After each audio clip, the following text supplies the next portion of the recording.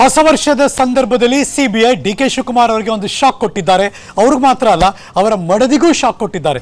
ಹಾಗಾದ್ರೆ ಸ್ಟೋರಿಯನ್ನು ತೋರಿಸ್ತೀವಿ ನೋಡಿ. ಸರ್ಕಾರ ಪೂರ್ವಾನುಮತಿ ವಾಪಸ್ ಪಡೆದರೂ ಡಿಕೆ ಶಿವಕುಮಾರ್ ಅವರಿಗೆ ಸಿಬಿಐ ಶಾಕ್ ಕೊಟ್ಟರು. ಏನಾಯ್ತು ಬರ್ತಾ ಇದೆ ಬ್ರೇಕಿಂಗ್ ನ್ಯೂಸ್.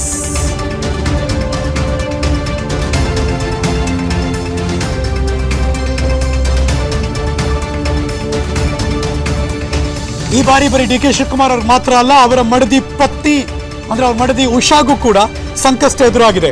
ಹಣ ಹೂಡಿಕೆ ಮಾಡಿದ ಹಿನ್ನೆಲೆಯಲ್ಲಿ ನೆರೆಯ ಕೇರಳದ ಜೈ ಹಿಂದ್ ಚಾನೆಲ್ ಎಂಡಿಗೂ ಕೂಡ ನೋಟಿಸ್ ಕೊಟ್ಟಿದ್ದಾರೆ. ಕೇರಳದ ಜೈ ಹಿಂದ್ ನ್ಯೂಸ್ ಪ್ರೈವೇಟ್ ಲಿಮಿಟೆಡ್ಗೆ ಹಣ ಹೂಡಿಕೆ ಮಾಡಿದ್ದ ಆರೋಪ ಇದೆ ಅವರ ಮೇಲೆ. ಡಿಕೆ ಶಿವಕುಮಾರ್ ಮತ್ತು ಉಷಾ ಮೂಲಕ ಹಣ ಹೂಡಿಕೆ ಬಗ್ಗೆ ಮಾಹಿತಿ ಇದೆ. ಡಿಕೆ ಶಿವಕುಮಾರ್ ಹೂಡಿಕೆ ಮಾಡಿರೋ ಬಗ್ಗೆ ಮಾಹಿತಿ ಸಂಗ್ರಹಕ್ಕೆ ನೋಟಿಸ್ ಕೊಟ್ಟಿದ್ದಾರೆ. 2013ರಿಂದ 2018ರವರೆಗಿನ ಅಕ್ರಮ ಆಸ್ತಿ ಗಳಿಕೆ ಬಗ್ಗೆ ಸಿಬಿಐ ತನಿಖೆ ನಡೆಸ್ತಾ ಇದ್ದಾರೆ. ಸಿಬಿಐ ತನಿಖೆಗೆ ನೀಡಿದಂಥ ಪೂರ್ವಾನುಮತಿ ವಾಪಸ್ ಪಡೆದಿತ್ತು ಸರ್ಕಾರ. ಆದರೆ 2016-17 ಜೈ ಹಿಂದ್ ಪ್ರೈವೇಟ್ ಲಿಮಿಟೆಡ್ನ ಹಣ ಹೂಡಿಕೆ ವಿಷಯ ಇದು.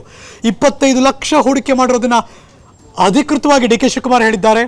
ಸಿಬಿಐಗೆ ನೀಡಿರುವಂಥ ಅಫಿಡವಿಟ್ನಲ್ಲಿ 25 ಲಕ್ಷ ನೀಡಿರೋ ಬಗ್ಗೆ ಉಲ್ಲೇಖ ಕೂಡ ಇದೆ. ಇದ್ರ ಬಗ್ಗೆ ದಾಖಲೆ ಕೊಡಿ, ಕ್ಲಾರಿಫಿಕೇಶನ್ ಕೊಡಿ ಅಂತ ಕೇಳಿದ್ದಾರೆ ಸಿಬಿಐನವರು.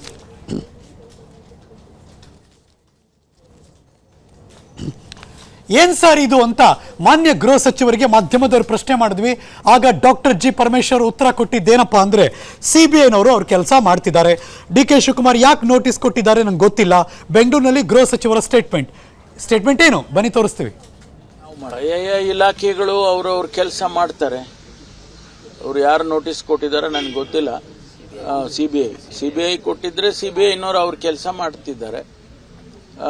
ನಮ್ಮ ಕೆಲಸ ನಾವು ಮಾಡ್ತೀವಿ. ಗೊತ್ತಿಲ್ಲ ನನಗೆ ಅದ್ರ ಬಗ್ಗೆ ಮಾಹಿತಿ ಇಲ್ಲ. ಅದು ಯಾವ ಉದ್ದೇಶಕ್ಕಾಗಿ ಅವರಿಗೆ ನೋಟಿಸ್ ಕೊಟ್ಟಿದ್ದಾರೆ ಅನ್ನೋದು ಕೂಡ ಮಾಹಿತಿ ಇಲ್ಲ.